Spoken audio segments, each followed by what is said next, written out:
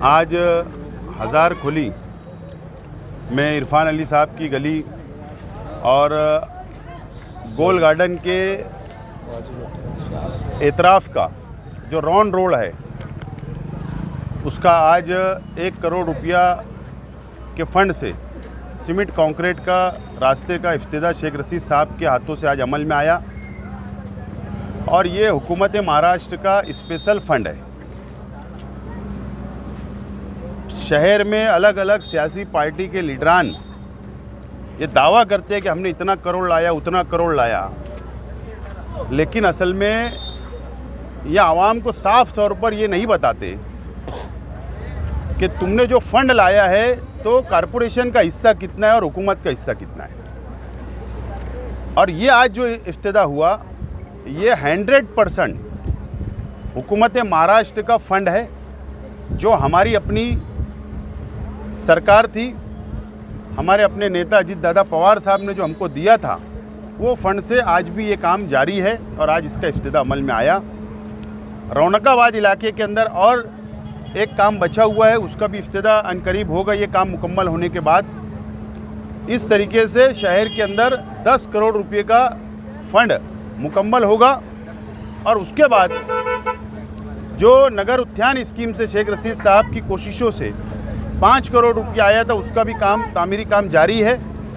इस तरीके से 15 करोड़ रुपये का काम की शुरुआत हो चुकी और उसको मुकम्मल अब अनकरीब होने वाले हैं। बहरहाल 1 करोड़ रुपया जो हम लोगों ने माइनॉरिटी डिपार्टमेंट से लाया था उसका भी वर्क ऑर्डर हो गया। जो उस्मान सेठ चमड़े वाले मरहूम उनके फर्जंद उन लोगों ने जो 2 एकड़ कब्रस्तान के लिए जो ज़मीन दी थी दरेगांव सेवार में दयाने के पास में, उसका वॉल कंपाउंड का हम लोगों ने 40 लाख रुपया पकड़ा। 107 सर्वे नंबर जो नया स्लाटर हाउस के पीछे है उसको 40 लाख रुपया मज़ीद कम पड़ रहा था, वो दिया गया। और 20 लाख रुपया आयशा नगर कब्रस्तान में। इस तरीके से उसका वर्क ऑर्डर हो गया, उसका भी इफ्तिताह अब अनकरीब होने वाला है। ये हमारी जो सोच है शेख रशीद साहब की, हमारी अपनी पार्टी की, और ये शहर के अंदर तामीरी काम करना, रोड बनाना, गटर बनाना, आवाम को सहूलत देना, यही हमारा एजेंडा है। और यही मिशन को लेकर हम लोग सियासत करते हैं और इंशाल्लाह उसके ऊपर हम लोग आखिरी तक कायम रहेंगे। बहरहाल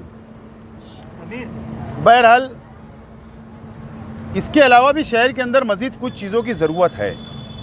हमारे आगरा रोड के ये जानिब नया इस्लामपुर इलाके के अंदर एक बड़ा स्टडी सेंटर बनना चाहिए, इसकी मेरी अपनी कोशिश जारी है। और इंशाल्लाह 2 महीने के अंदर हम लोग मंजूरी लेकर आएंगे और इस इलाके के अंदर तकरीबन 1.5 करोड़ रुपए की लागत से एक बड़ा स्टडी सेंटर तामीर किया जाएगा। उसमें नीट क्लासेस, हाई स्कूल की ट्यूशन क्लासेस, सीनियर कॉलेज की ट्यूशन क्लासेस और बच्चों की, इस तरीके से मुकम्मल तौर पर हमारी ये कोशिश होगी कि ऐसा सेंटर शहर में कायम हो जो शहर की आवाम को, शहर के नौजवानों को, तालीम याफ्ता नौजवान जो तालीम हासिल कर रहे बच्चियाँ हैं, बच्चे हैं, उन लोगों को मुकम्मल सहूलत हो। ख़ास बात उसमें ये रहेगी कि वो पैसा और रुपया कमाने का मकसद नहीं होगा, चाहे वो अमीर हो चाहे वो गरीब हो। सिर्फ इतना फ़ीस के ऊपर हम लोग शुरू करने की कोशिश कर रहे हैं कि टीचर का पगार निकल जाए, मेंटेनेंस निकल जाए और नो प्रॉफिट नो लॉस के ऊपर वो क्लासेस शुरू की जाएगी। आप लोगों की मौजूदगी में इंशाल्लाह अनकरीब उसका हम लोग ज़मीन के ऊपर काम बताएंगे, वो हमारी कोशिश जारी है। रौनकाबाद इलाके के अंदर भी एक छोटा स्टडी सेंटर, मुज़ाफ़त की बस्ती है, वहाँ पर भी ज़रूरत है।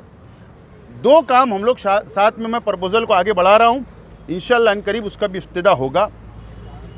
शहर के अंदर तामीरी काम के साथ साथ तालीमी काम ज़रूरत है और उसके ऊपर तमाम ही सियासी लीडरान ने उसके ऊपर काम करना चाहिए। जिंदाबाद मुर्दाबाद होगा, सियासत होगी, वक्त आएगा, इलेक्शन आमने सामने लड़ेंगे, लेकिन 5 साल सिर्फ सियासत करना और 5 साल एक दूसरे के ऊपर इल्ज़ाम लगाना, ये शहर ने बहुत कुछ खोया है।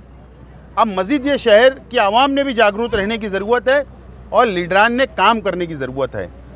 यही मैं आज इस मौके के ऊपर कहना चाहता हूँ। अगर आप लोगों को कुछ सवालात करना है तो कर सकते हैं। साहब ये जो जॉगिंग ट्रैक है ये काफ़ी चर्चा में है। इसके बाद एक बड़ा जॉगिंग ट्रैक निकला और काफ़ी यहाँ पर भीड़ रहती है। इसको और खूबसूरत बनाया जाने का आप लोगों का प्लान है? बात ऐसी है कि ये जो जॉगिंग ट्रैक यहाँ पर अल्लाह का करम है कि शहर की माँ बहनें तकरीबन 2000-2500 लेडीज़ यहाँ पर आती है। हमारे बुज़ुर्ग आते हैं, नौजवान आते हैं, बच्चे आते हैं।